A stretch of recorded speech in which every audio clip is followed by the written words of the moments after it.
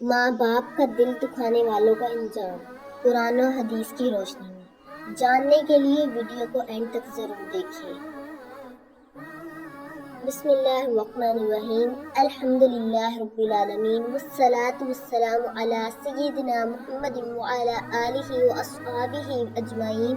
السلام علیکم ورحمۃ اللہ وبرکاتہ۔ ماں کے قدموں میں جنت کی خوشبو بسی ہوئی، باپ کی رضا میں رب کی رضا چھپی ہوئی۔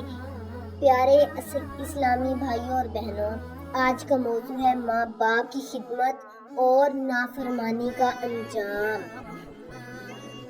دنیا میں اگر کوئی رشتہ بے لوث محبت، احسان، قربانی کا ہے تو وہ ماں باپ کا رشتہ ہے۔ وہ اپنی اولاد کی خوشی کے لیے اپنی نیند، آرام، خواہشات، حتیٰ کہ اپنی زندگی تک قربان کر دیتے ہیں۔ اسی لیے اسلام نے اللہ تعالیٰ کی عبادت کے فوراً بعد ماں باپ کے ساتھ حسن سلوک کا حکم دیا ہے۔ اللہ تعالیٰ قرآن مجید میں فرماتے ہیں، تم اپنے رب کے سوا کسی کی عبادت نہ کرو اور والدین کے ساتھ اچھا سلوک کرو۔ پھر اللہ تعالیٰ فرماتے ہیں، ان کو اف تک نہ کہو، نہ انہیں جھڑکو، بلکہ ان سے ادب اور احترام کے ساتھ بات کرو۔ ذرا غور کیجئے، جب صرف اف کہنا بھی منع ہے تو چیخنا، ڈانٹنا، بے ادبی کرنا یعنی ان کا دل دکھانا کتنا بڑا گناہ ہوگا۔ نبی پاک صلی اللہ علیہ وآلہ وسلم نے فرمایا، جنت ماں کے قدموں کے نیچے ہے۔